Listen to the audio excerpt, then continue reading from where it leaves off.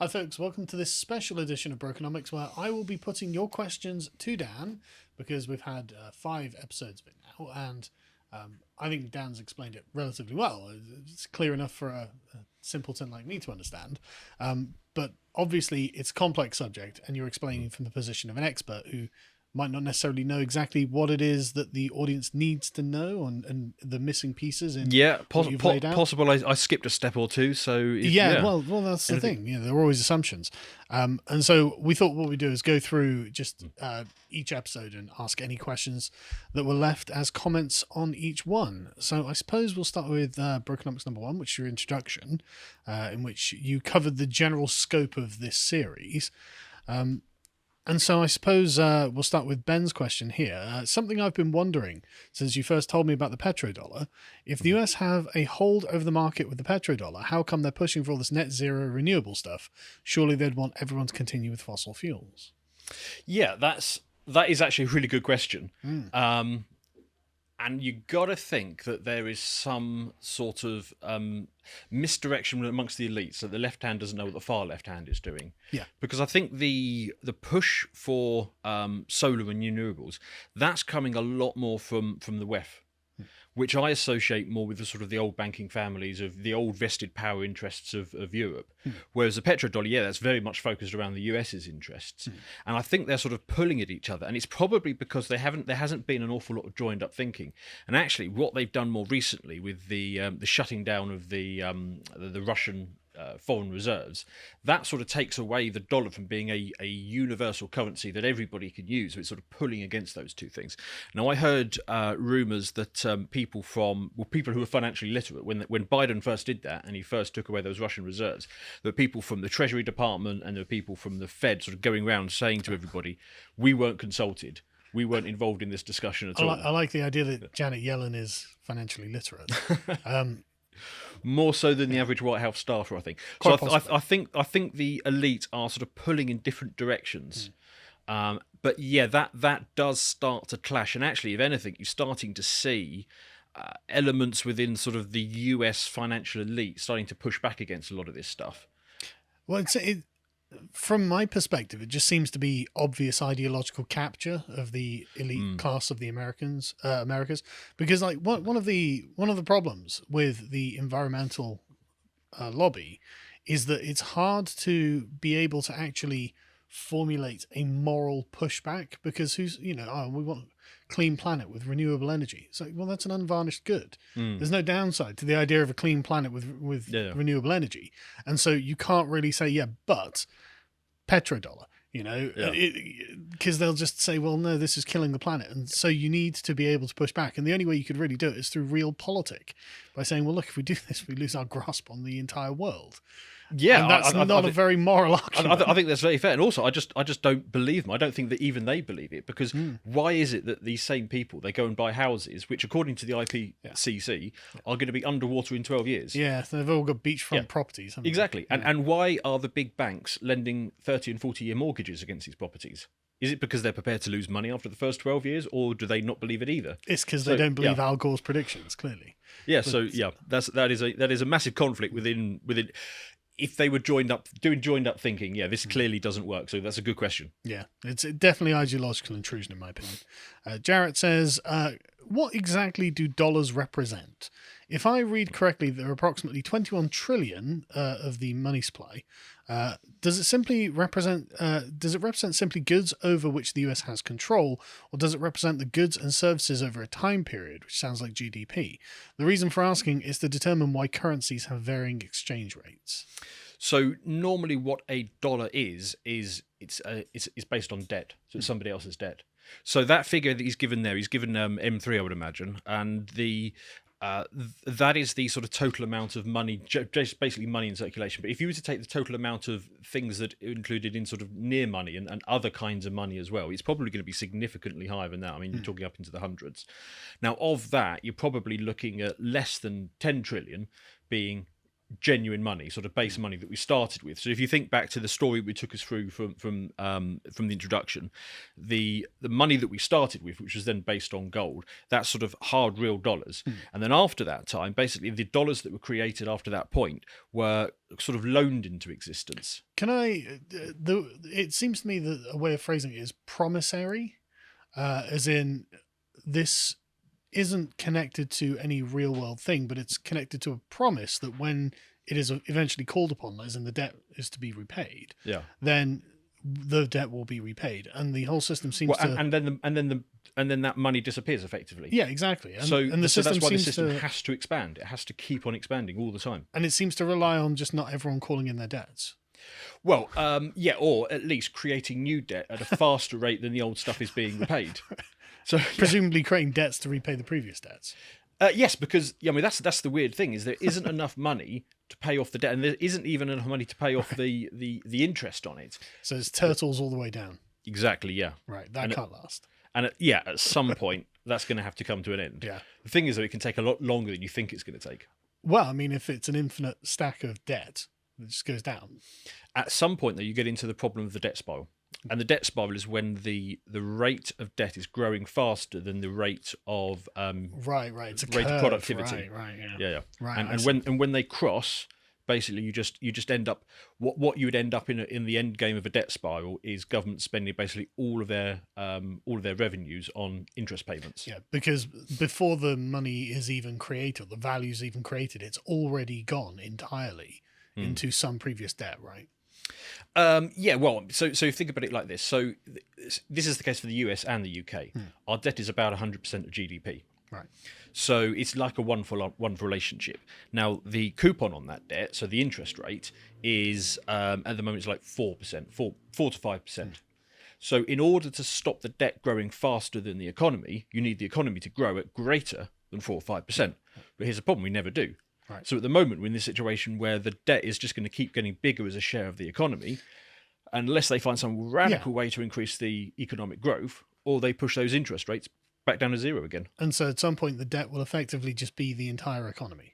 Yes. So, I mean, take the UK, for example. We're spending 120 billion a year at the moment just on the interest payments, which is a big number. Yeah. In fact, it's the only thing bigger than that is the NHS. I was going to say, and not NHS, much. Yeah. The NHS is 144 billion. Right. Okay. So you can see that if interest rates go up just a little bit, or the size of the debt goes up just a little bit, interest payments will be the biggest line. And basically in this debt spiral scenario, that debt just gets bigger and bigger and bigger until it's like 75% of the revenues or even more. Yeah. And then at that point, it's basically state collapse. Right. Okay, that's not good, is it? No, it's not. You're trying to take it with a bit of levity, but oh my God. Yeah. Okay. John asks, would Dan address Richard Werner's evidence that banks create money from nothing, not through fractional reserves? He's included a link here, but I haven't seen that. Well, I mean, that was basically the point I just made. Yeah. So, that's exactly right. So it used to be the case that it was a fractional reserve system, and that fraction got reduced. So, I can't remember the numbers, but something like, I think during Thatcher's time, it was you had to reserve like 15%. So if you paid £1 in, they would have to keep 15p, and then the other 85p they could lend out. And of course, that went to another bank, and then they could lend out 85%, and so on and so on and so on. And where it's got to more recently is that requirement has just gone. So now the way money is created is effectively they create a mortgage, a loan, and then when you start paying it back, that creates the money. Yeah. So I understand the obvious economic benefits of a fractional reserve system. It allows you to kind of create the fiction that there's more liquid capital available for investment in goods and services. So you can create more real things using this kind of fictional money. But it seems like an obvious grift. Yes, nobody would have designed this system, but basically they've been digging themselves out of a hole by digging a deeper hole every time. Yeah. So the original hole was what happened back in 1971, which was basically the US ran out of money. Yeah. They had the Vietnamese war to fight. They had big social programs, and so they needed they basically needed more gold because on a gold standard they didn't have it. Is this where they refused the French their gold reserves? Yeah. So before that time, you could exchange your dollars for gold. Yeah. and the French were saying, "I don't believe you." So we're gonna we're gonna have the gold. Thank you very much. And the US were like, "Oh, that's a good point. We were lying." And yeah, exactly. And then Nixon stood up on TV and said, and he made it sound good. It was something like, "Oh, in order to protect and strengthen America or something, we're going to do this." Screw the French. Yeah, exactly. Well, he screwed everybody. Yeah, well, yeah. And at that point on, it was basically a fiat currency. And of course, once politicians realised they had the ability to essentially create money out of thin air, why wouldn't you do that? I mean, your term is going to be, even if you're a really successful politician, your term is going to be like 8 to 10 years. And so when you say backed by nothing, it's got to be backed by something, right? Well, it's backed by debt. But even that has to be backed by something. And all I can think of is it's backed by essentially people's faith in the money that already exists in the system and the custom of just using money to pay for things. Well, it should be backed by the credit worthiness of the borrower. Right. So if we're going to lend you money to buy a house, to give you a mortgage, I mean, presumably you're going out there and you're doing something. Yeah. So as long as the economy is growing and the population is growing and globalization is occurring, we're bringing more in. As long as everything's growing, you kind of get away with it. Right. So you can see why we got away with it for 50 years. And what I was trying to describe in this video is basically that's flipped. Globalization has stopped. Yeah. The demographic expansion has stopped. In fact, if anything, it's going to be going backwards because the robots are going to be taking over all our jobs. Yeah. And now at that point, it's very difficult to maintain this sort of expansionary effect. And it really started going wrong in 2008. Right. And I think it's just getting wronger and wronger as we go on. Speak blackly, all I know. This series will get a bit more positive, I'm sure, at some point. Finn asks, I've been told that the petrodollar has reasserted itself in foreign countries under the Biden administration. My understanding is that the value has only increased due to Biden's aggression towards oil drilling in America, and instead of offshoring it to these countries which would rely on the petrodollar more than before.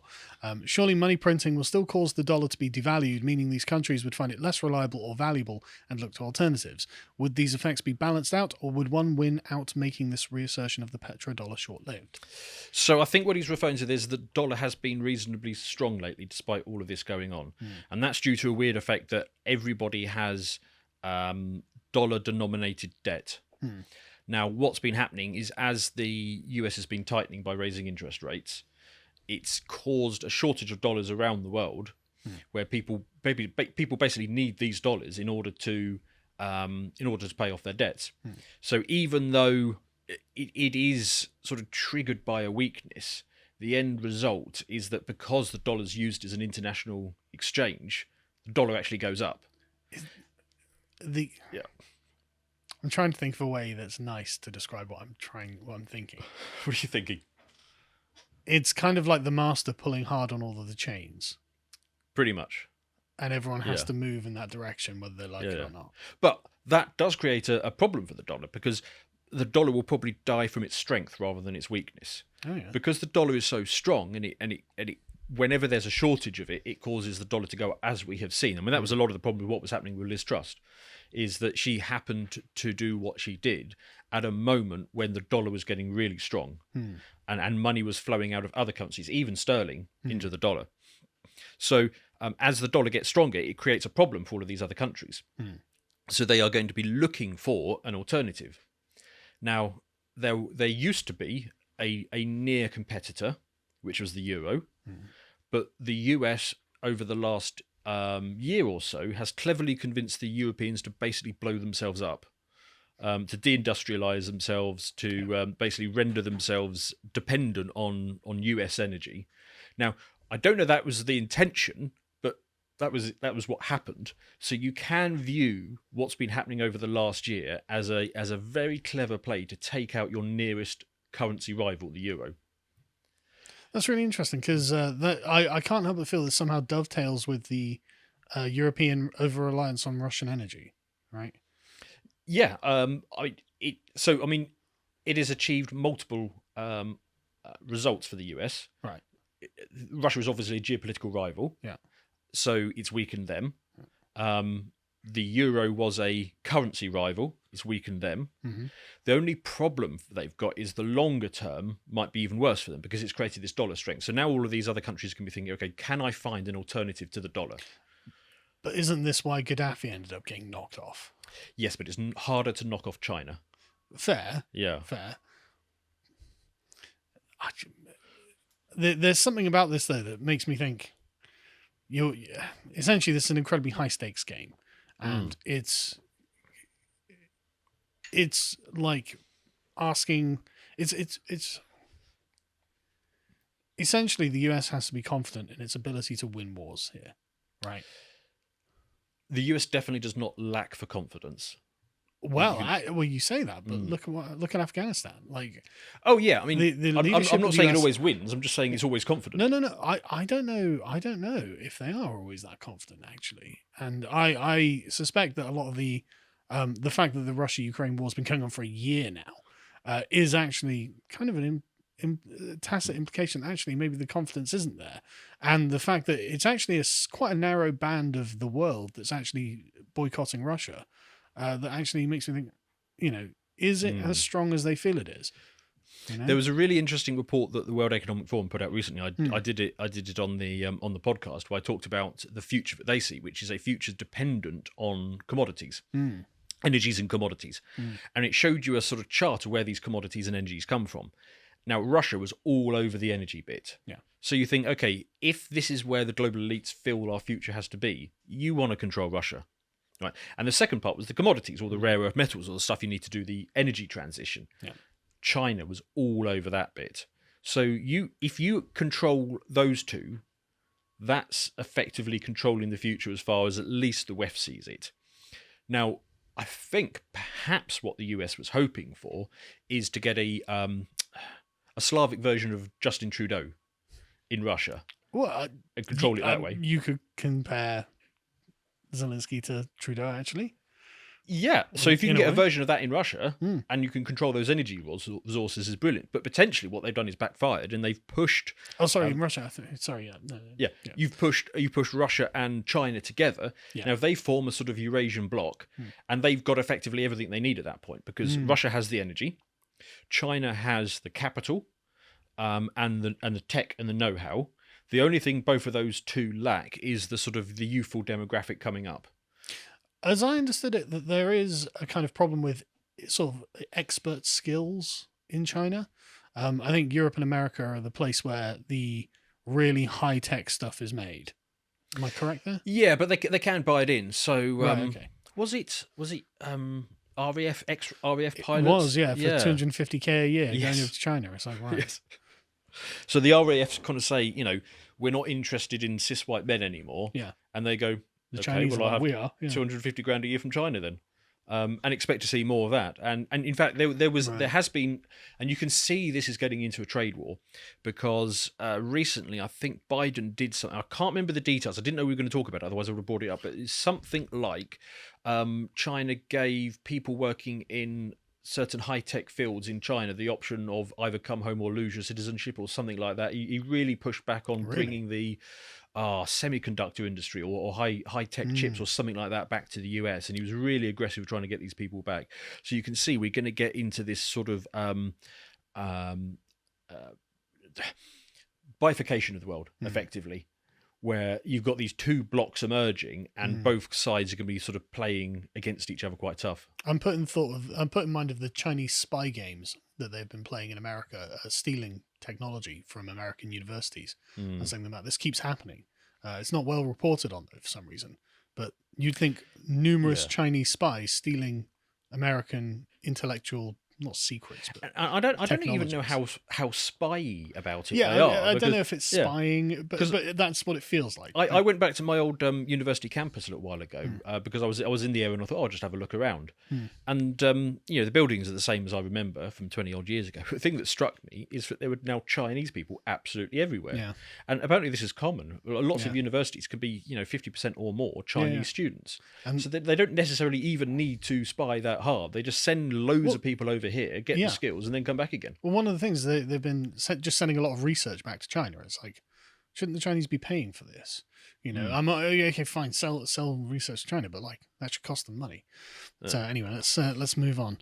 So Steve asks, would it be possible and or viable to have a dual economy like China? However, have one system for the people and the other for the government set as a direct exchange, as well as shrink the inflated base, the people's system. Too long didn't read. Have a salary for the government so they don't spend the taxes on frivolous things. So, interestingly enough, the European Union put out a paper recently about central bank digital currencies. Right. And one of the things that they envisaged using on that was a dual currency system. So effectively, there was a pleb coin and an elite coin. Yeah, and so Pleb coin, right? Yeah. that wasn't their words, but Sure, you are, but that's what they're getting at. I think it was retail CBDC and wholesale CBDC, and the pleb coin is used for basically small businesses, people, and interestingly government, and the elite coin is used for banks, financial institutions, big tech, and bigger organizations like the transnational organizations like the WEF and stuff like that. So, so there is a possibility of a sort of dual economy based on that sort of technology if it comes to it. So that's a bit concerning, though, isn't it? I mean, everything the WEF are sort of planning is quite concerning. But yeah, there is potential for that. I mean, what would the exchange rate be between the two? How would it be calculated? I don't know if you'd necessarily even be able to exchange it. It's just that one would have powers that the other one wouldn't have. So presumably the pleb coin would be monitored at every level, whereas the other one would have complete privacy. So the banks can move money around as they wish. But if you or I buy a bacon sandwich, it gets logged, and then that goes against our meat quota for the week. But I mean, there has to be some sort of method of exchange, or else how does the elite coin ever translate into goods and services produced by pleb coin users? It might be as simple as when it crosses into their hands.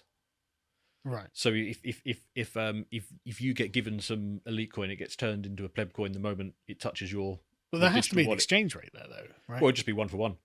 Oh, right. Yeah. Okay. But it just the powers that it has. I mean, I don't know. I mean, this is really early days for this kind of stuff yeah. coming out. But they are thinking about how can they have an economy where we are tightly controlled and they are not. That is the planning is well underway for that. I don't doubt. McLeod asks, is there a possibility of another genius move like the petrodollar appearing but in another form? Say, for example, rare earth metals or lithium, etc. I can't help but think that even though these PhDs are disconnected from the world, they might still come up with something clever to push the system further along. So potentially that's what Putin's doing at the moment, yeah, which is oil for gold. Right. So that is him really pushing back against the petrodollar and saying, okay, in the future, I will accept. Well, isn't this revolutionary? I mean, like this is a totally radical move against the Americans. So he would just say an ounce of gold buys you $30 30 barrels of oil, or whatever the exchange rate is, and sort of repeg it like that. And that's brilliant for the rest of the world, because the rest of the world, I mean, some of them produce gold, but all they can get it. But it's a non-dollar system, and also it works for those countries because it's a store of value that doesn't then depreciate against against oil. So the big problem that countries like, say, Sri Lanka they've got is they hold on to some dollars to buy some oil in the future, and then when they then go to buy that oil, the dollars have been inflated away to the point where they can't buy the bloody oil anymore. Yeah, and not hang on a second. So the issue here is that the dollar is essentially worth American power and Americans' ability to impose the hegemony. If Russia does start up an exchange, which is dollars for oil, surely the gold for oil. Gold for oil. Surely it's not going to be the raw gold that is transported every time an exchange is going to be made, like you were saying in your gold video. So it's going to have to be some sort of representative paper currency. Well, but then that requires the gold to be stored somewhere safe. Yeah, so you would need a trusted sort of settlement bank. Yeah. Now at the moment it tends to be New York or London. Right. And but the Russians aren't going to be happy with that. No, but could it be Shanghai or Mumbai? Would you trust those places? Well, a lot more than you trust the dollar. Well, okay, so I mean, it's an upgrade for them, or maybe they will require delivery. I mean, if it's done at the national level, they can hold some of it in advance. Yeah, I suppose. Once it goes down to the individual, I don't think we're going to go back to a gold standard. We're kind of jumping ahead to the fifth episode, but I don't think we're going to go back to a gold standard for the people. But if we were, it would be purely gold backed, and you'd still have your notes Yeah, and your credit card and stuff like that. But that's a workable system because Yeah. a nation state can keep a vault of gold and guarantee the money based on that, right? But at the top level, I mean, if it's we agree to buy whatever it is, 10 million barrels of oil from you over the next month, they probably would ask for the gold under that system. Right. So yeah, we could see and actually what the BRICS currency is, the Brazil, Russia, India, China, and South Africa, it is going to be, they're saying, a commodity based thing. Right. They're even talking about letting that include things like agricultural goods. I can see a big problem with using perishable. Perishable stuff as something to back your currency. I can't quite see that working. My pears are only going to last a few days. Yes, exactly. So I think it's going to end up basically coming back to gold. But this is emerging, and it's quite interesting. And it could be, the next few years could be the years that break the dollar, or maybe the US find a way to push back against Russia and China. It's all unfolding. Any consumable material, though, is a bit of a problem there, isn't it? Because, I mean, one of the things about gold is that you don't really do much with it. Yeah. It just sits in a vault. Whereas everything else, like even those rare earth metals, you need to. I mean, even silver is used on industrial scales now. Yeah. So it's. I know gold does have uses, but but much more limited. And I mean, you just tend to go to copper instead because it's almost as good as gold, and you then don't have to use your gold. So possible. Terry asks, should I learn Mandarin? No, don't worry, because you'll be replaced by an AI anyway. Great point. To watch the full video, please become a premium member at lotuseaters.com.